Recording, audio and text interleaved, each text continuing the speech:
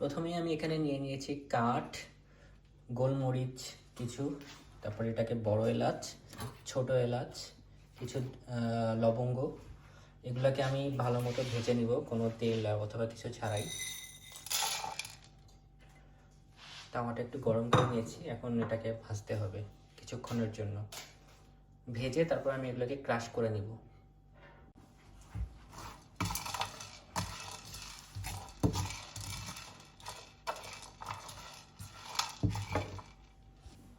এখন আমি ভাজা মশলাগুলোকে ক্রাশ করে নিব।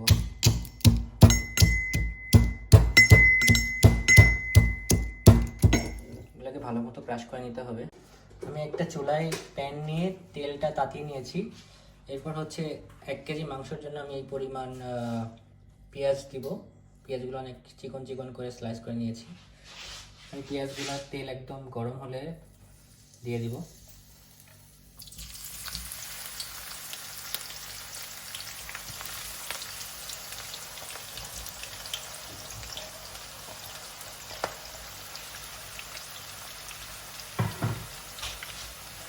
পেঁয়াজগুলো একদম গরম অবস্থায় ভাজতে হবে, তেল ভালো করে গরম করে তারপর ভাজতে হবে। আর এই মুহূর্তে আমি কিছু খাসির চর্বি আলাদা করে রেখেছিলাম, এগুলোও দিয়ে দিব।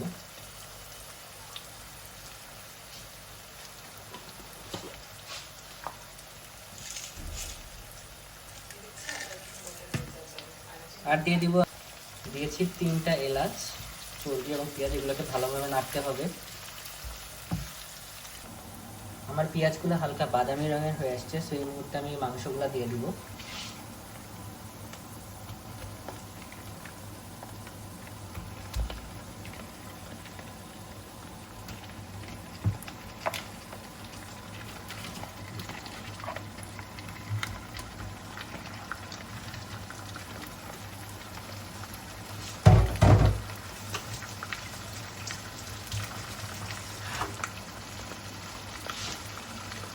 এখন হাই ফ্লেমে কিছুক্ষণ ভালো করে নেড়ে নিতে হবে, যতক্ষণ মাংসের কালারটা চেঞ্জ না হয়, এরকম লাল লাল যতক্ষণ থাকবে ততক্ষণ ভালো করে নেড়ে নিতে হবে।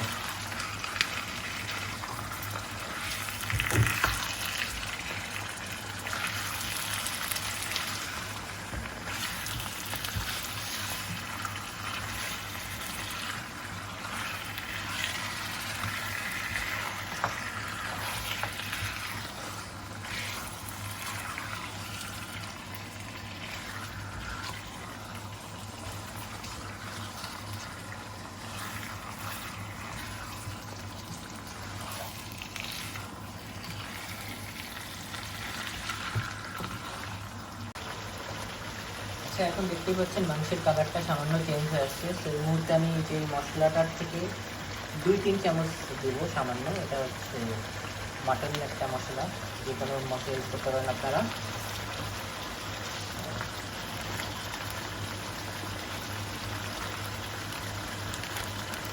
এখান থেকে প্লাস আমি 2 চামচ দিলাম।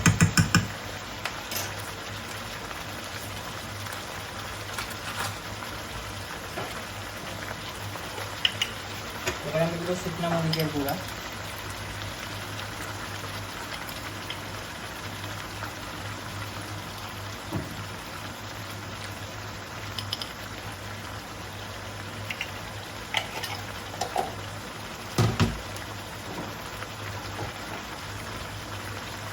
এখন দিয়ে দিব আধা চামচের মতো হলুদের গুঁড়া,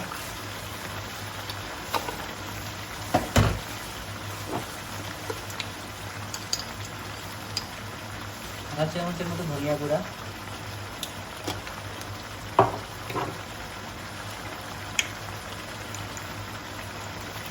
আধা চামচের মতো জিরা গুঁড়া দিয়ে এখন সবগুলো মশলা ভালোভাবে নেড়ে নেব মাংসের সাথে।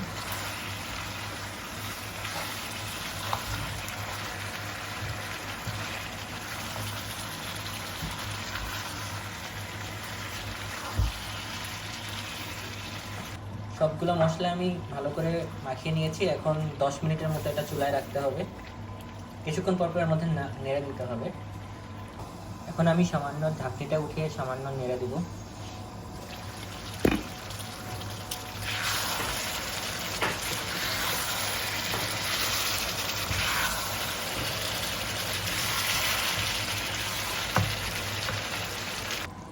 ঠিক 5 মিনিট পর ঢাকনাটা উঠে আমি দিয়ে দেবো কিছু কাটা স্লাইস করা টমেটো, দিয়ে এটাকে আরও কিছুক্ষণের জন্য নাড়তে হবে।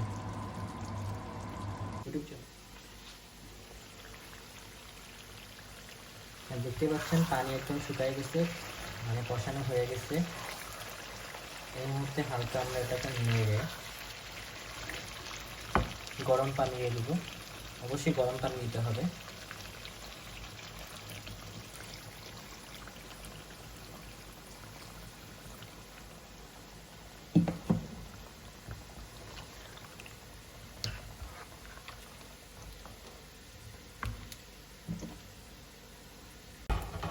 পানি দিয়ে একটু ভালো করে নেড়ে দিব। তারপর 1 ঘন্টার মতো এটাকে রেখে দিব ঢাকনি দিয়ে ঢেকে।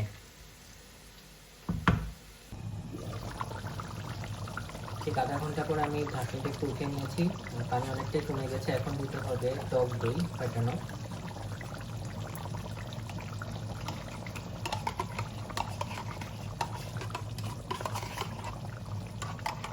টক দই দেওয়ার সাথে সাথে ভালো করে নেড়ে নিতে হবে, না হলে ফেটে যাবে।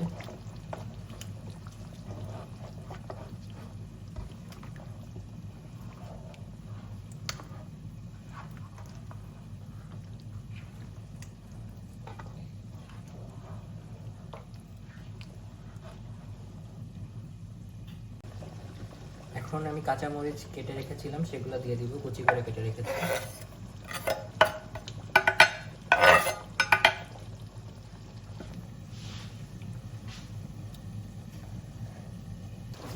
এখন আমি সেই ভেজে গুঁড়ো করা গরম মশলাগুলো দিয়ে দিব।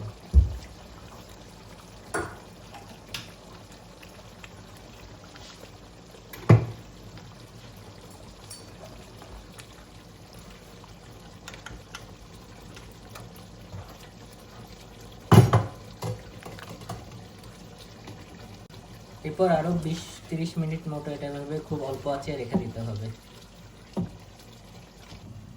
সো চলে এসেছি আরো আধা ঘন্টা পরে। এখন দেখা যাক কি অবস্থা। এই মুহূর্তে দেখতে পাচ্ছেন যে অলমোস্ট হয়ে গেছে। আমি এখন চুলাটা অফ করে দেব। সুন্দর একটা কালার আসছে।